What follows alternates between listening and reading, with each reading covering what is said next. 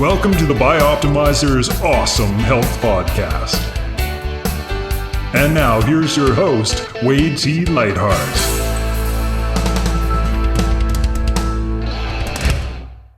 What if you could double your energy naturally without caffeine or stimulants in just 3 short months? It's not only possible, you can transform every aspect of your health if you follow the 12-week blueprint we've created for you in the Awesome Health System. The Awesome Health System is a free course where you receive a daily video lesson spanning the most cutting-edge secrets for air, water, exercise, sunshine, optimizers, mindset, and education. It's something most companies would charge hundreds of dollars for, yet you get it for free when you go to bioptimizers.com.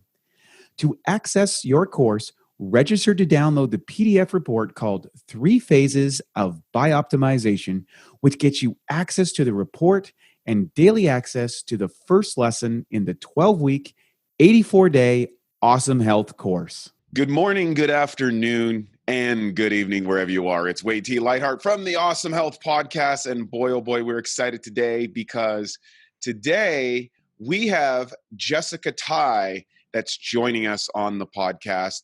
And Jessica is a pretty interesting lady because she's a certified nutritional therapy practitioner. She's host of the wellness podcast, Keto Lifestyle, and a true farm girl. And she's joining us today from Cincinnati, Ohio. She's passionate about helping people achieve positive results through nutrition and creating wellness habits. And one of the things that she's specifically passionate about is showing how moms and families how to move away from the USDA food guides and get back to basics with nutrient-dense food and meals. She's been married since 1996 with her husband. She has 5 children and a barnyard full of animals. Holy cow. Everything from chickens to alpacas. She's joining us from her home today, and she does a bunch of live classes, seminars. We're going to talk about that in a little bit later. It speaks at venues, talks about holistic wellness, and more importantly, she's all about simplifying things. And how do you kind of make sense of all of this information? Where do I got to start? Obviously, you're running a farm here. You've got 5 kids. You look fantastic, and you still found time to share what you've discovered in your message in a simplified, easy way for people to take action with. Jessica, welcome to the show. Thank you, Wade. Wow. What an introduction. Yeah, I'm really happy to be here. Thanks for having me on. So I'm really excited about this today because I think there's so much information out there. There's great podcasts. There's beautiful information. We're talking PhDs and masters of education and people that spent 30 years discovering this molecule or this particular nutrient that does it or all that stuff. But a lot of people today, I think, are struggling. They're out there in the world and they're going, but Wade, I'm a mom. I've got kids to feed and soccer practice to go to and ballet, and I've got to get lunches together. And then there's the PTA meeting. And then I have a husband I've got to take care of. And I have no idea how I can possibly get this thing. I saw this on Oprah. I saw this on Dr. Oz. I read a thing in Newsweek, and the news told me that everything I read is all contradiction. What do I do? Yeah, I hear that exact same story pretty much all the time. And I think that's where, I was there. So I totally understand, especially from a mom's perspective, how we feel that way. We hear all this information. We want to, we want to gather the information. A lot of kind of the general public will get information from like Dr. Oz or Oprah Winfrey, those types of shows. But then you have a whole other group of people that may be more like you or I that are just devouring information on podcasts and reading research papers and just trying to go through all this. And somewhere in between, there's probably all these other people that are just like, okay, I don't know that I would 100% buy into what I'm hearing from these celebrity talk shows, but I also don't really have the time or the desire to sit and listen to all this biochemistry, and I just don't care. Just tell me what to do and make it simple, make it easy, make it apply to my life. So I work really hard at trying to do that in my own life. And then I just try to share that with listeners and help them get a place to start. Well, before we get into kind of the ins and outs of what you suggest or what you've learned, is let's go a little bit into your backstory, because how did you get to where you are today? How did you kind of sort through the confusion, and how did you manage to stay in, like, obviously you look fantastic. How did that happen with 5 kids and a farm? Like what happened here? How did this go? How did Jessica get started in this whole journey? Go back as far as you need to go, because I think that backstory is really important for our listeners who might be listening today to find out, how did you come to these things? Because everybody's in their own spot, in their own journey towards health. And so I'd like to hear what that's all about. Wow, Wade. I really could go. I go on a bunch of different rabbit holes when I get going on this. Love it. So I'll try to stay very focused. Basically, it's kind of the same old probably, that a lot of women, our lives as young girls growing up, and kind of what we view as like the standard of beauty, and, the Barbie doll, and, all this kind of thing. And so I definitely was not immune to that. And I definitely grew up that, but I also had a wicked sweet tooth. So I wanted to just eat all the candy and all the whatevers. But I still wanted to have this perfect ideal of, what a beautiful girl should be. And so I kind of struggled with that most of my life. I was never overweight. I've always been tall and thin. It was pretty easy for me to maintain as I was younger. I just was one of those people, everybody always told me, well, you're just blessed with a great metabolism, and, enjoy it while you can, kind of thing. So I did.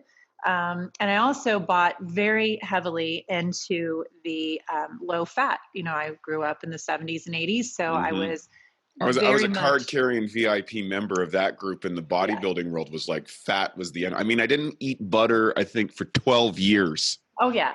Actually, I might have you beat. I probably didn't eat butter for about 20, 25 years. Oh, you totally crushed me. Oh, man. I mean, I was convinced, like, I used to buy the, I don't even know if they still make this, but the spray butter that was. Yeah. I remember I put that stuff on everything. Yeah, everything. Yeah. I remember that. And it's like called. There's like 2 different brands. I remember the color of the bottle was blue. I cannot remember what it was called though. But me neither. Isn't that funny? But it was like huge. That spray on fake butter. Yes, it was everything to me. I mean, I put it on everything because of course butter tastes amazing, but I didn't think I could eat it. I thought I had to stay low fat. So this stuff is like, it's just chemical. That's all it is. It's water and a bunch of chemicals and crazy. Yeah, I know. You look. That was like a health breakthrough technology. Yes, but like I thought I was being healthy. Like I thought that was good, right? Yeah. But I would just keep everything as low fat as possible, and so instead of eating Snickers bars, I would eat Twizzlers because, of course, that was better and that was healthier. And so so anyway, I went through my whole life pretty much doing that. Just really tried to stay away from fat, thought that was the best thing to do. As a teenager, decided that being a vegetarian would be the healthiest thing to do. That would be best for me. So I went that route for a while. But what age did you start to kind of dive into that kind of change? Because I think I was looking at your site and I noticed that you've experimented with a lot of diets. And I think that's great because I think a lot of people kind of get pigeonholed into a diet because so-and-so does it, but that doesn't necessarily mean it's right for that person. Right. Well, and the vegetarian diet that I did was not a good diet. I was in high school, so I was probably, it was toward the end of high school, so probably 17, 18, somewhere in there, because that kind of carried on into my adult years. And then I ended up eventually becoming a vegan. But during that time, it wasn't like I was doing things right or healthy or looking for nutrient content. Again, my mindset was not about, it was more focused on how can I stay looking as young and attractive and slender. And, those were the things in my head that were important. It wasn't so much about I didn't have any ailments at the time. I didn't have, I was invincible, right? I was Right. so young, and I'm like, what do I need to worry about that stuff for? So if there was a way I could eat and live on donuts 24/7 and still stayed a certain size or, whatever, I would have done that. Mm-hmm. So You make a great point here, and I think this is really common for women. mhm. And it drives the fashion industry, it drives the cosmetic industry, and it drives a lot of part of the fitness industry for women. And this pressure Yes. to look a certain way, which drives so many of the decisions. Mhm. Um, can you speak a little bit about what that pressure feels like, or like what it is as a driving force? Because I think it's something Yeah. I want to put out on the table. Mhm. Because men have this: I need to be an athletic jock, Mhm. or I need to be a super intellectual. Is kind of the two ways that men define, which later comes into earning power, which is kind of a dominant driver for men, but obviously this beauty thing for women. Can you talk about how that drove you? Yeah, and I think too, just playing off of what you just said about men, I think that as women we struggle with that too, because if you're too pretty or you look too much like a Barbie doll, well then you're probably dumb and you probably don't really have that much going on Right, upstairs. So there's this, right. Kind of like the there's, bodybuilding muscle yeah, plate head. If you exactly. have muscles, you're an idiot. Right. And so I think sometimes, at least in the era that I grew up in, I feel like it was very much you could be one or the other, but you really couldn't be both. So if Right. you were focused on your looks, well then, you don't need to be focused on um, your education or, what you're going to do, just rely on your looks. And so, or at least that's kind of the background that I came from. I'm kind of feeling like that. And I tend to believe that I've always been a pretty intelligent person and pretty smart, and I enjoy learning, and I'm always learning. I mean, I'm into my 40s.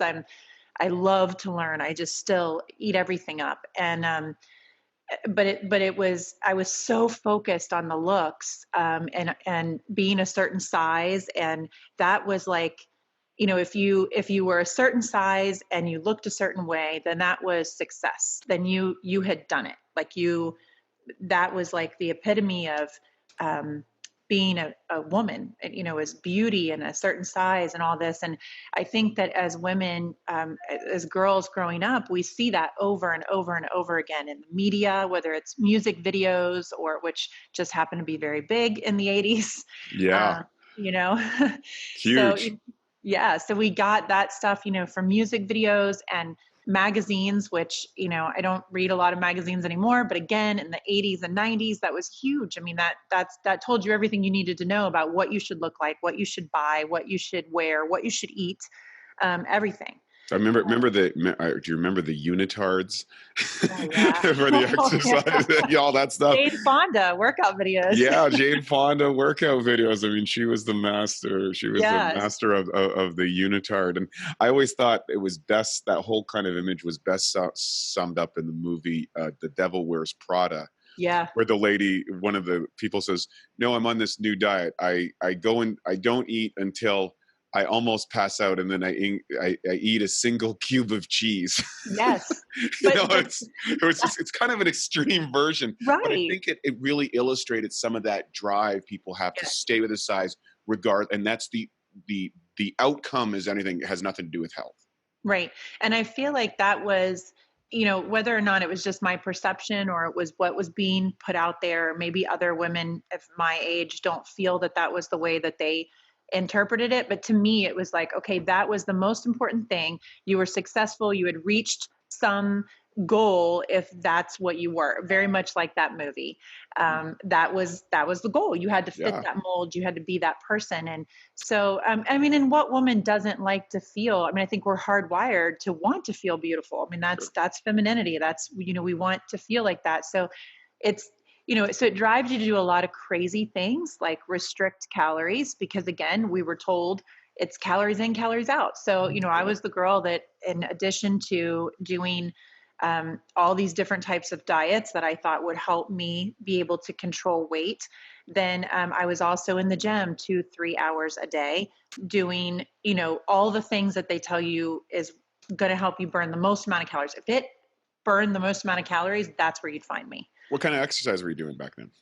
I did classes. I would do the kickboxing classes. I would do, I was a runner. I would get on the stair mill, not the stairmaster, but the stair mill that was like the, treadmill. A lot harder. Staircase. It's a lot harder. And I would be on that thing for 45 minutes. I mean, I would see people, there would be 2 or 3 people get on the one next to me before my session was over. Like they would keep coming and going because I was like, no, I'm going to burn, however many 100 calories right now on this thing. I'd be dripping sweat.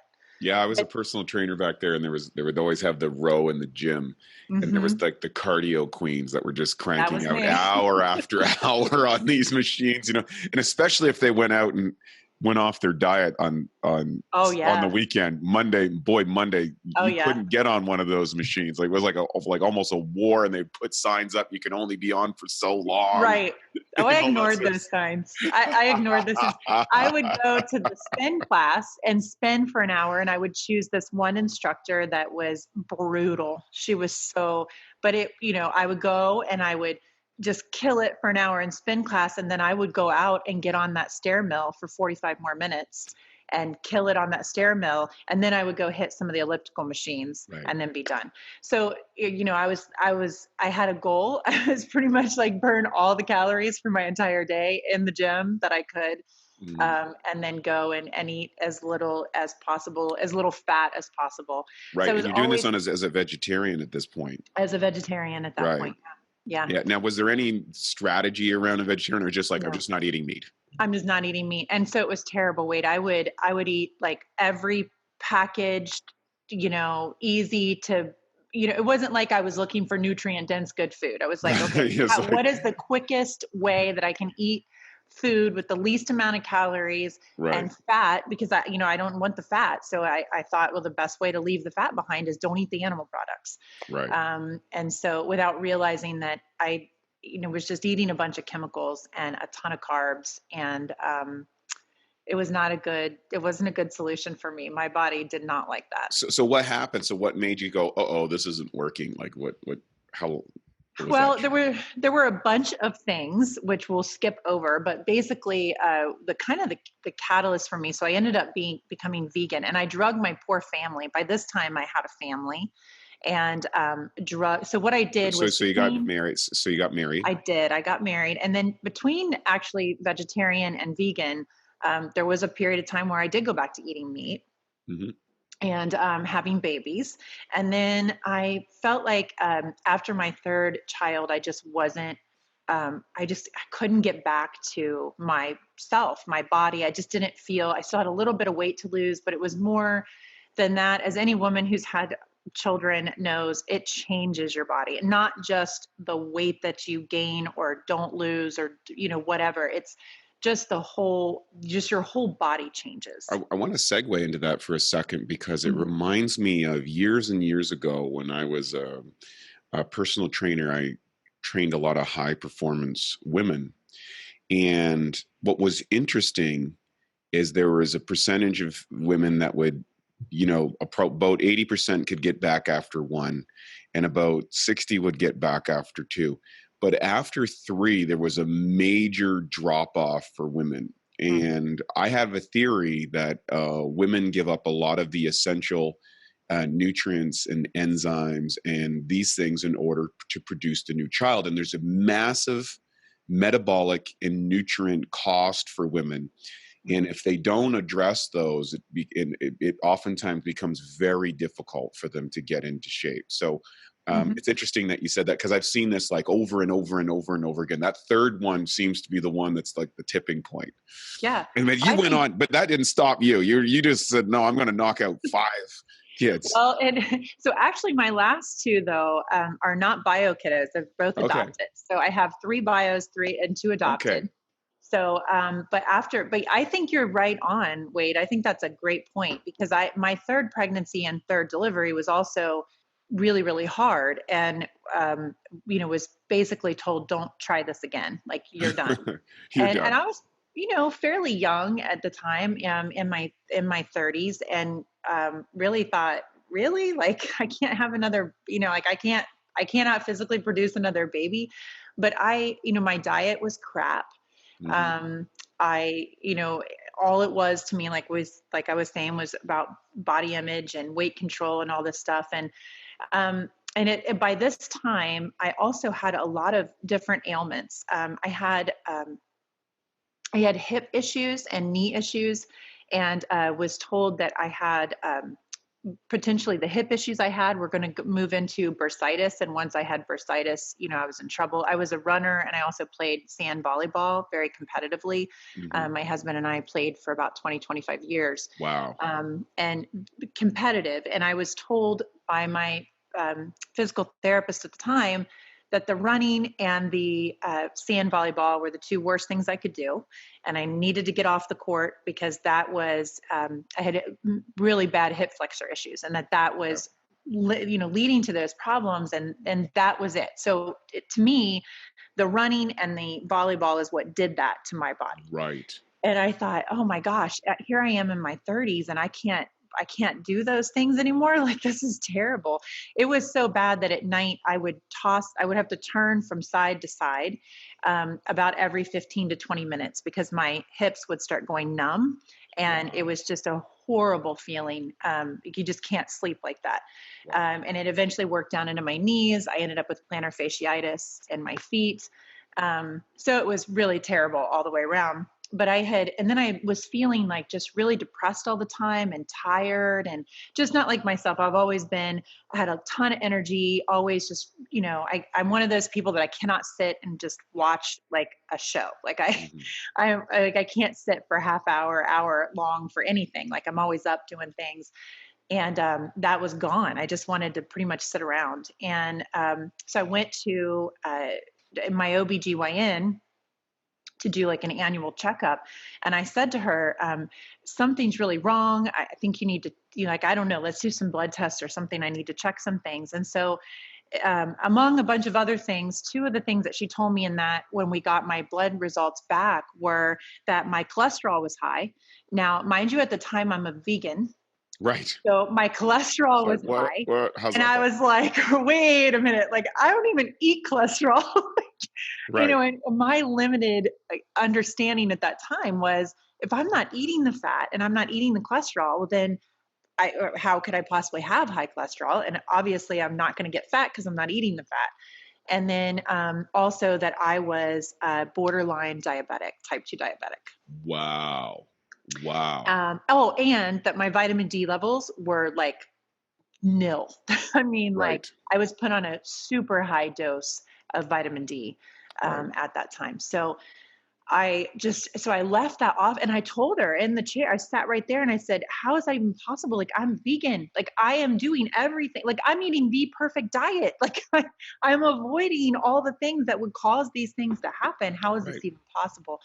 And of course, she didn't have any answers for me at all. She didn't. Yeah, doctors they only have 3 hours of nutrition training based on like USDA and RDA and things that are outdated 67 years that were developed primarily for lobbyist groups who are trying to get their foods implemented into a federally regulated concept of diet, which is, if you look at anybody that's on the high performance side, on the fitness side, on the athletic side, none of them go by that information. It's just forget it. It's like, it's not going to get you anywhere. And basically, I really think in that meeting, looking back at it now, at the time, I knew what I was doing. And I was just so sure that this was so wrong. And I couldn't figure out what was wrong, like how this could be. But thinking back at it, the look that she gave me, I now realize was like unbelief. Like she did not believe me. She thought, I'm sure, that I was like a closet, eating 4 McDonald's burgers a day type. I mean, I know that now looking back. But basically I was just given the advice to like try harder, and exercise more and take the vitamin D and ice your hips. Like you just need to ice your hips every night. So that was depressing. Right.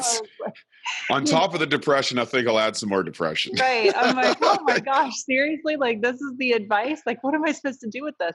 So, but that was kind of the catalyst for me. That sprung into my life, me going down the road of starting to research this stuff myself, really looking into nutrition, just starting to want to understand it better, because I knew what I was doing, and I knew that what she was telling me was not lining up with what we've been told.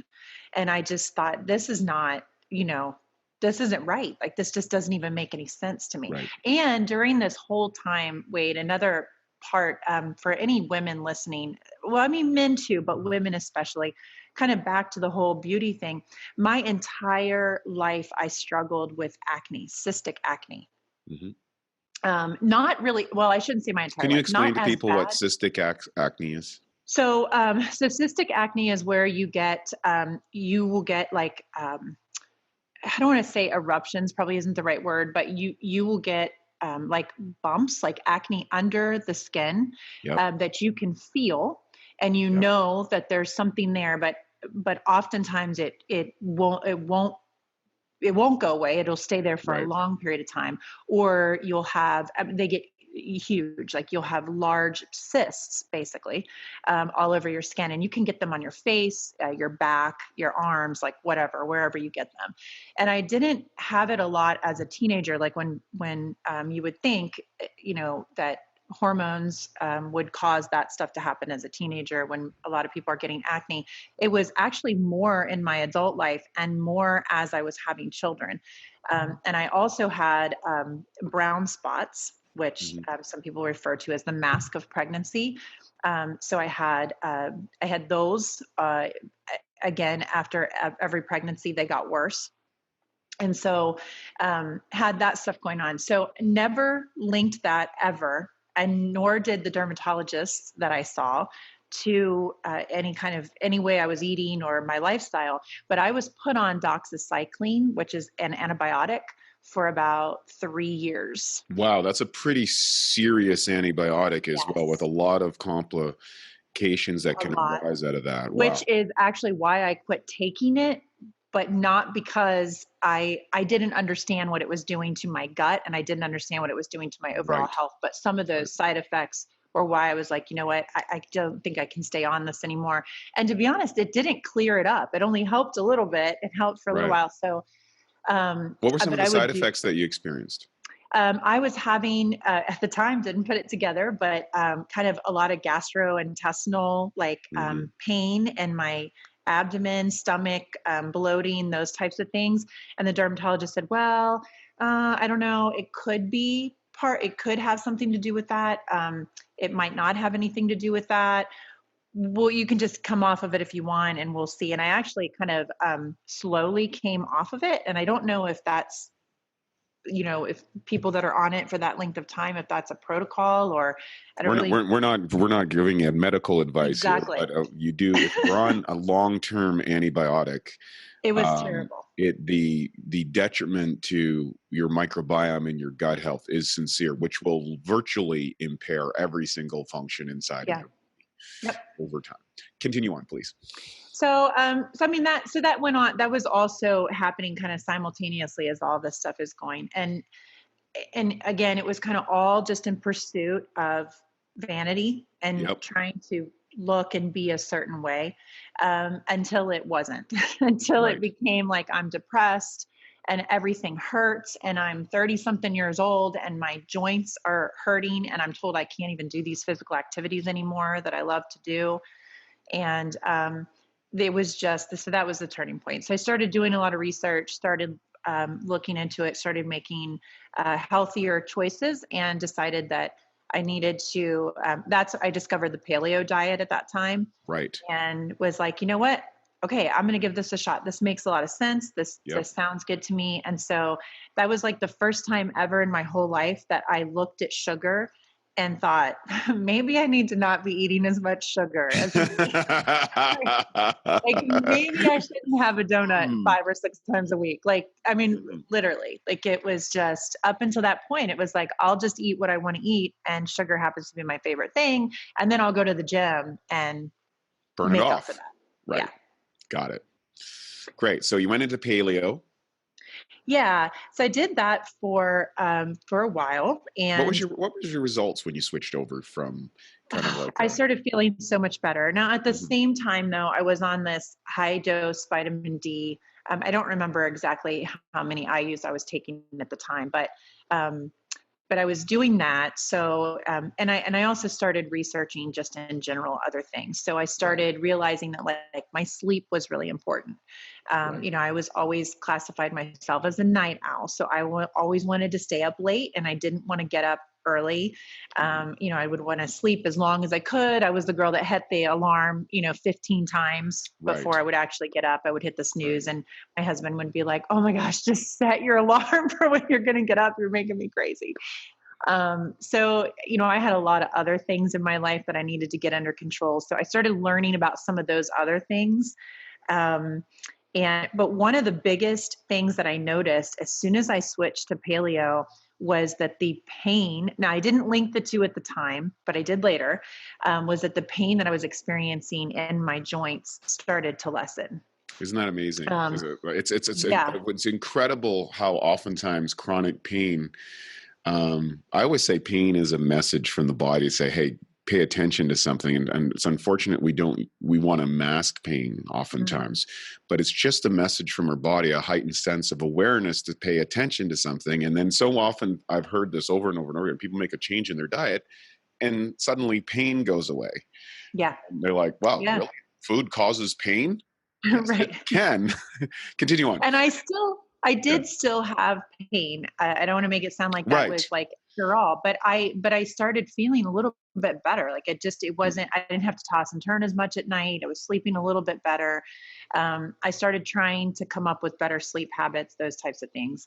And then, Probably a reduction um, in inflammation, really. Less yeah, I mean, inflammatory foods, and the inflammation starts to diminish, and pain gets well, reduced. and when you eliminate sugar, which at that point, the only sugar that I was eating was anything that was paleo, Right. okay, which is like the honey and coconut sugar and like stuff Mhm. like Mhm. that. So that was a But huge. I love what you're explaining here, because you're sharing, and this is really important for people who are listening, is almost everybody I know that's in this industry, they go through their own dietary evolution. Mhm. And I think it's important for people to not get too rigid in any single diet philosophy, to go through the natural evolution and be Yeah. open and experiment and try things. And it looks like you've really embraced that. And I think that's a great message for people to listen and hear, till you kind of get to your optimal state. I'm fascinated with the story. So you're Yeah. in Well, paleo, inflammation's going down, and then what happened? inflammation's going down, and actually the acne started getting better. Like I would generally have, like, at any time I would probably have 4 or 5 like cystic breakouts here or there. Now I would maybe only have like 2 or 3, and so I kind of started thinking, maybe it has something to do with the fact that I'm not eating as much sugar. Could that be possible? Or that I was doing paleo, but I had pretty much not completely eliminated dairy. But as I know, some paleo say yes to dairy, some say no. I was pretty much on the wall. I'm not going to drink the dairy or anything anymore. And so I thought, well, maybe that was it. So, just kind of continuing down that road. And I eventually came across keto, the Yep. ketogenic diet. And I thought, you know what? First I learned so much about it, and I was listening to podcasts, and I just took it all in for months before I ever did anything about it. Cause I thought, like many people think, I could never do this. This sounds so Right. restrictive.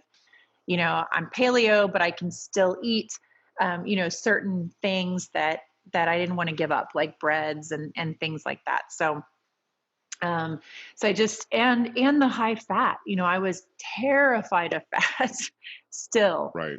But there was still, I felt like I was just kind of stalled with this paleo thing. I just felt like it wasn't right. I still wasn't feeling optimal. So I started, through a different series of events. I ended up starting, the ketogenic diet, and oh my gosh, Wade, it was days, absolutely zero hip pain, zero knee pain. My skin started clearing up. And my acne issues has never come back. I've been That's powerful. And how long ago was that? ketogenic now for 3 years. And, I mean, my skin it's better now in my 40s than it was in my 20s or 30s by far. Wow, that's amazing. My business partner, co-founder of Bioptimizers, Matt Gallant, is a ketogenic guy. He's been doing keto for 20 plus years, if you can imagine. Wow. And one of the common elements that I've found for people who really respond well with keto is people who had a high sugar consumption as early in their life. Mm-hmm. Almost across the board, people that were addicted to sugar. And I have a theory. It's not a proven theory, but I have a theory that amylase is the enzyme that breaks down carbohydrates. Protease is protein, lipase is fats. And what's interesting is a lot of people who ate a high sugar diet, I believe, start to blow out their carbohydrate metabolizing enzymes. And when they switch to a ketogenic diet, they seem to have a much better result. Same thing I find with a lot of people that ate a lot of high protein as kids, which I was one of those people that had protein with every meal, like 5 times a day. Is later on, as I got older, I did better on a plant-based diet without meat. So I think that how I metabolize and digest protein was altered. And so I have these kind of theories that I'm working on and seeing it, but it doesn't surprise me. And for those of you who are listening out there who haven't tried keto and have struggled with a lot of things that you're talking about, give it a shot. Mm-hmm. Stay flexible. Don't be rigid. Just because keto is not good for your friend or for someone that you tried, it doesn't mean it's not good for you. Or vice versa with diets. And I think it's important to stay flexible. The Bioptimizer mission is to help more of the world fix their digestion at a core level. The truth is, your digestion is only as good as your enzyme levels. Imagine trying to build a house with a tree. It's impossible. You need to chop the tree down into small pieces. Similarly, in order for your food to be used by your body, it must be broken down into a bioavailable form. And that's what enzymes do, converting protein into amino acids, fats into specific fatty acids, and carbohydrates into usable energy units. We start out with an abundance of enzymes, and that's why kids can digest just about anything really quickly. The thing is cooking food kills enzymes as they cannot survive at temperatures above 118 degrees. So years of this ends up depleting our bodies and leads to weak digestion. Taking digestive enzymes like masszymes, which has an incredibly high level of protease for digesting protein, as well as other critical enzymes like lipase, amylase, and others, is a total game changer.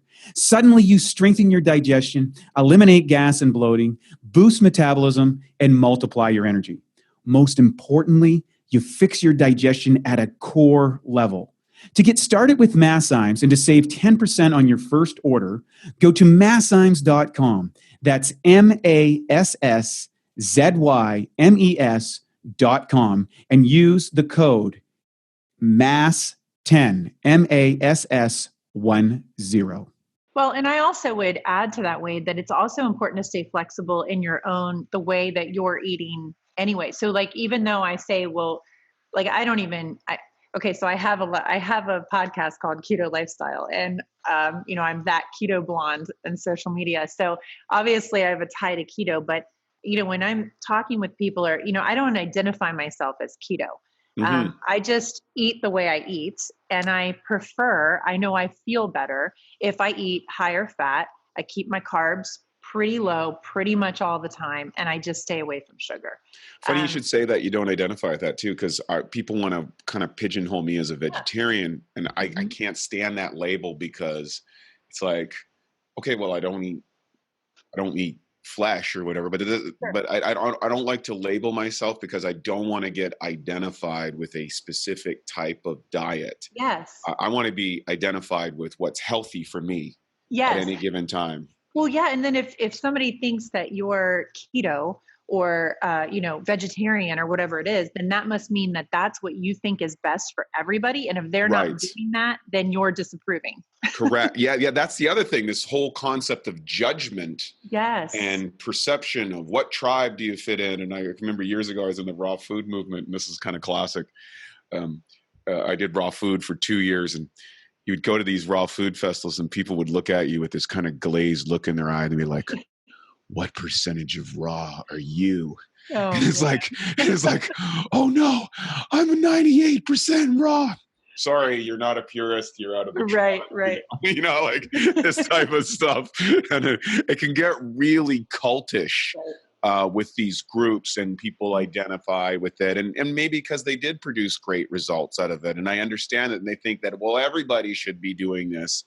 And that's not necessarily the case. I agree. And I do believe, as a nutritionist, I do believe that for the most part, pretty much everyone that I have ever worked with is really going to do better lower carb and staying away from sugar as much as possible, but lower carb, eating a whole foods based diet, whether you're eating animals or whether you're eating plants, just whole foods based, and getting the proper amount of healthy fats, because you need to fuel your body.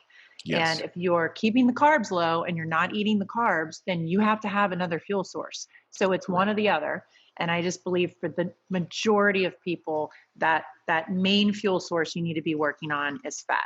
And really it comes down to, I think the ideal situation for everybody, the goal should be metabolic flexibility anyway.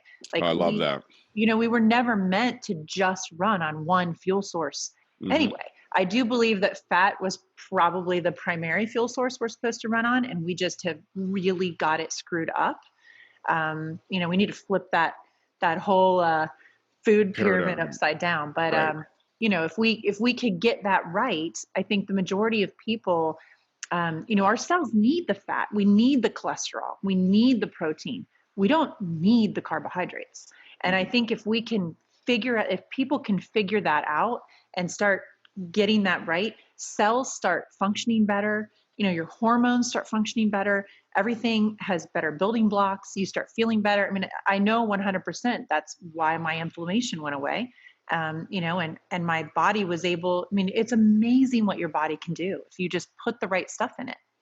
That you said something really great. And that is, your body always, I always say, your body always wants to work perfectly if you feed it the right things, or if you do the right things, if you create the environment both internally and externally that supports what it's doing. And everything that's going on in your life is feedback.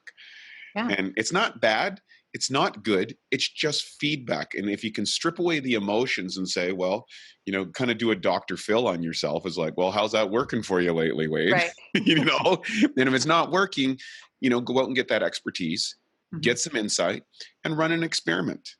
And over time, with a little bit of effort and a little bit of guidance, people can figure this out. But again, it's that people getting super identified with something. I think that's the thing. And all the judgments that come about it for themselves or other people, or these labels and stuff, I think really hold people back from kind of opening up and saying, hey, let me try this experiment and see how it works for me. Yeah, I agree. So let's talk about now. So you've kind of got this 3 years, you've got the farm, the kids and everything out. Now you're on a mission, it seems, to share all this information that you've gathered over decades and all these experiences. And I think what's beautiful about your story is that you've done what I call the 3 great movements in dietary philosophy. And I call them paleo, vegetarian or plant-based, and keto.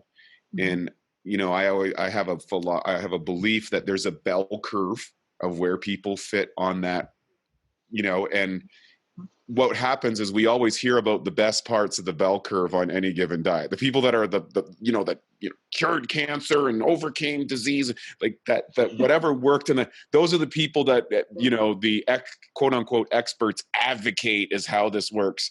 And then the haters are the people on the bottom end of the bell curve that it was just a total wrong diet for them. They almost died and got, arthritis and all this sort of stuff.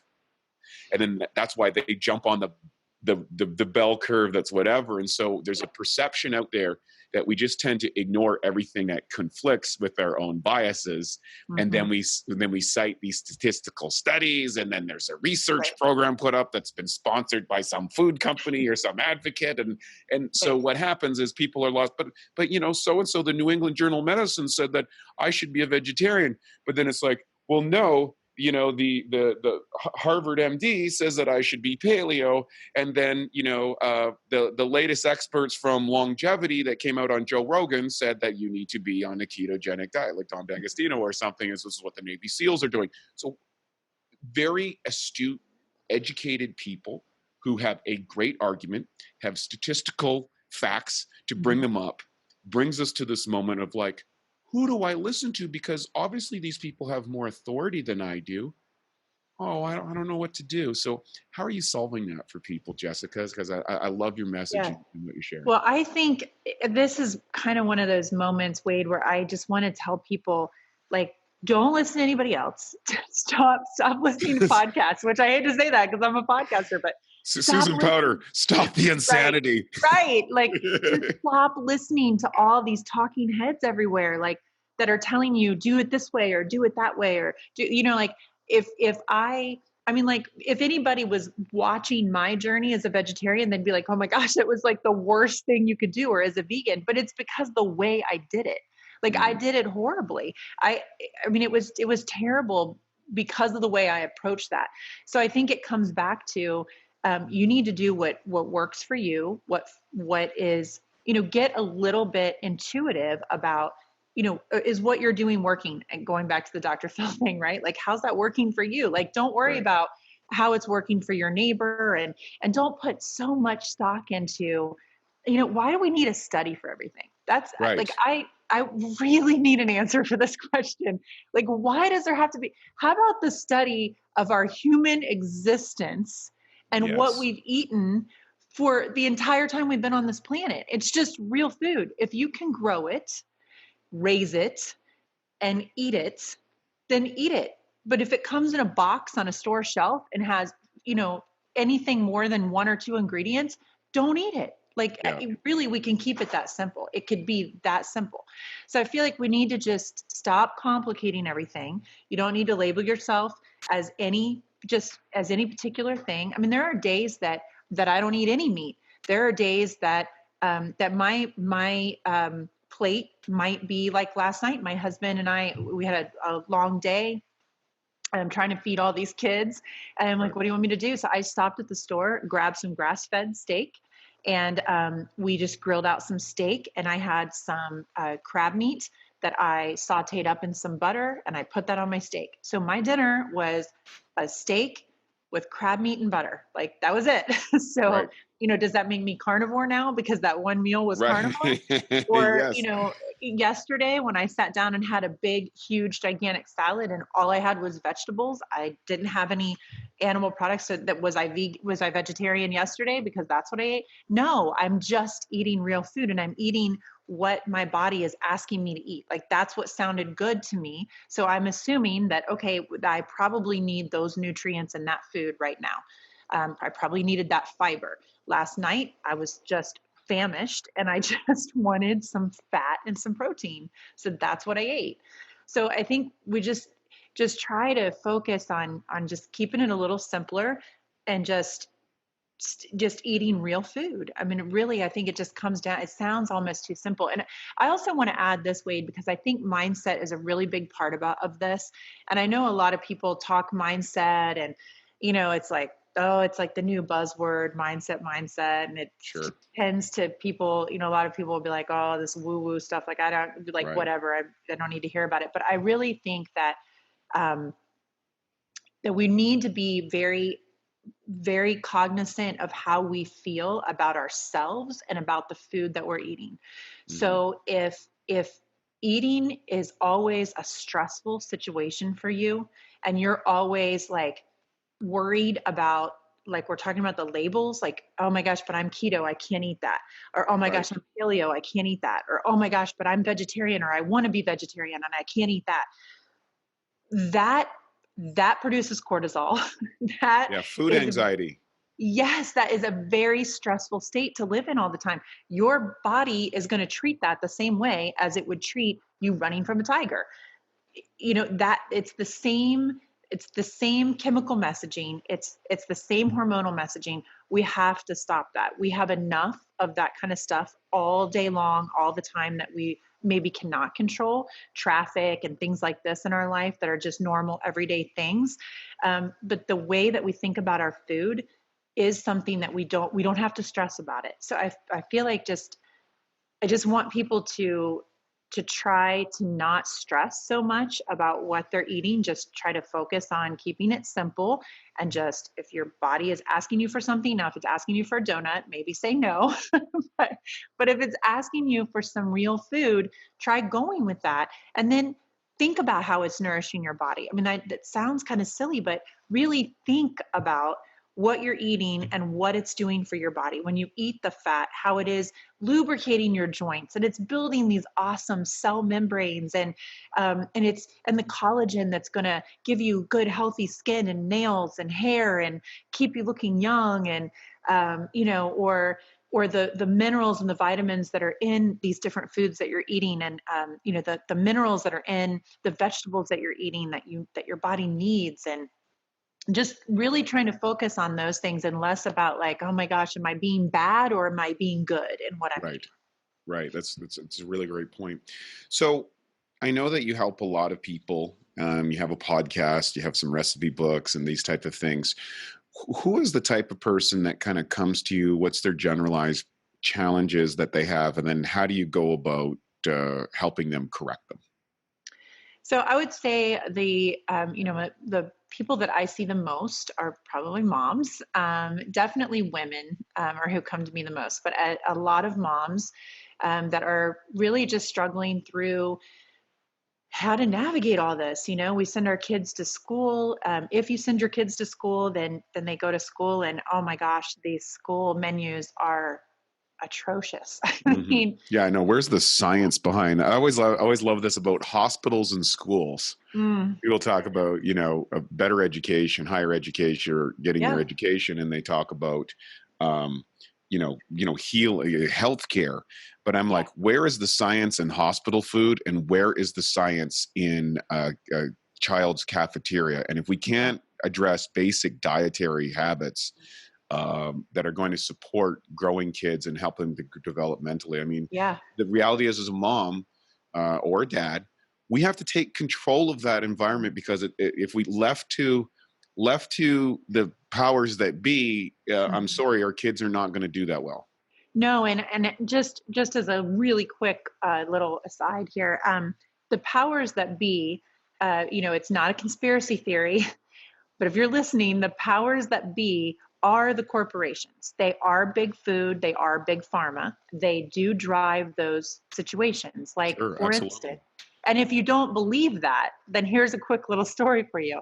At my kids' school, not the one they go to now, actually, but one that we were. And so if anybody's listening and they know me, they're like, oh my gosh, not the school they go to now, but and I'm sure this happens at schools all over the country. My kids no longer drink homogenized pasteurized milk. If they want to drink milk, they drink raw milk. I shouldn't say none of my kids. I do have a couple of teenagers and that drive, and so they do what they want to do. but Right. but in general, they don't drink regular milk. And actually, my 16-year-old son switched over to almond milk because he was having issues with skin and stuff like that, and so he realized what this pasteurized milk was doing to him. But okay, but that's a rabbit hole there, going down a different trail. But this school, my kids don't drink milk, and they were offered with their lunch that they buy at school. They could get chocolate milk, strawberry milk, or white milk, but no other options. That was their options for drink. So they also sell bottled waters, but they had to purchase a bottled water outside of the lunch because the milks are subsidized. That's given with, they're expected to drink that milk. And when my little girl said, well, I don't drink milk, I would like to just have a water. The cafeteria lady said, well, why don't you drink milk? Because that's what gives you good, strong bones and you need to be drinking milk, and would not let her get the water. Wow. So, okay. Wow. So the only reason I'm saying that is just to help parents understand that, that that is where they're getting their education, and where, where they're being told, these cafeteria workers and the people that are in food services at schools or in hospitals or whatever else, they're getting this information and this education from these corporations who fund everything. So, they're only doing what they're being told. But if we just leave it up to the schools and we think, oh, our kid's getting a good, healthy, nutritious meal, and we just send them out the door, if you really look into it, you'll realize that that is actually not true. And they're basically just hyped up on sugar all day long, is pretty much all that these meals provide. But so I started packing, of course, to avoid that. You can just pack your kids a water. So now they take, they have their own water bottles. They refill them every day and take them. But so one of the ways, I totally forget where we were going with that, Wade. Oh, so talking to parents, moms in general. A lot of moms come to me and just say, how do I do this? Like, I just want to do better. And I don't know, as a nutritional therapist, that is the heart of what I do. It's just trying to help people figure out how to navigate this without making it so complicated, and what would be the best way for us to do that. So it's a lot of like helping moms figure out how to make meals without making it so complicated or feeling like they have to change everything. One of the things I did is I put together a little recipe collection book, and it's low carb and keto, but they're all recipes that my family has enjoyed for years, but they're my ketofied version, basically. So Beautiful. It's just like normal foods that we would eat, or like a meatloaf that I sneak, some organ meat into, that type of thing. And the kids, it's their favorite meatloaf they've ever had in their whole life, and they have no idea that they're eating liver or heart, or, they don't know. Things. Beautiful. So it's like little tips like that, trying to help moms, trying to help them learn how to pack lunches for their kids, and not, it doesn't have to be so complicated. I don't have time. I mean, I'm up at 6, right about 6 a.m. in the morning, and I've got, 5 kids that are going out the door, like stair step all morning long. And I'm making them breakfast every morning. I make them eggs and bacon every morning. I'm packing their lunch every morning, all 5 of them. But it's not because I'm some superwoman. It just doesn't have to be complicated. There are steps that you can take. There are things you can do to help make it easy. So I try to share those tips, like through my social media and things like that, through classes that I teach, just giving people the way to make it not so hard or feel like they can never get started because it just seems, unsurmountable. Like, I'll never be able to do that, or she can do that because she must have some secret special thing going on that I don't know about, but I'm not going to be able to do it. I'm here to tell you that we all can do it. Like, if I can do it, anybody can do it. I'm taking care of 84 animals and 5 children and a husband. Wow. That's amazing. And I work full time. Wow. That's incredible. So, and not to say that, like, there are still things I struggle with, but I have definitely learned through this process that just really, it's that keep it simple, stupid. I mean, that is really the truth. You just have to keep things simple. Don't complicate it all. I love it. Jessica, can you let our listeners know where they can reach out to you, how they can find about what you're doing? I know you got a podcast, you got your your kind of ketofied recipe book, simple format. So if you're ladies out there listening, you're struggling out there, get in contact with Jessica. Can you give us those websites so we can put them in the show notes? Yeah, absolutely. So my easiest place to find me is probably my website. It has links to everything, and that is jessicatai.com. So super easy. You can go there. I do have some online classes that you can take at your leisure. You can download those. I do have the recipe book that you can download, PDF version of that on there. There are a couple little free things on there. I think there's a free guide to 7-day guide to becoming keto, starting your keto lifestyle, that kind of thing.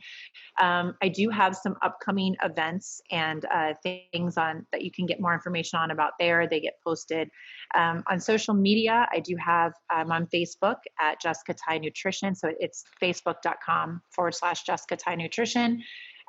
let's see, Instagram is at thatketoblond. And I think that's pretty much it. So well, great job. Jessica, this has been a wonderful interview, and I think it's really powerful. First off, 5 kids, and do you say 94 animals? 84 animals.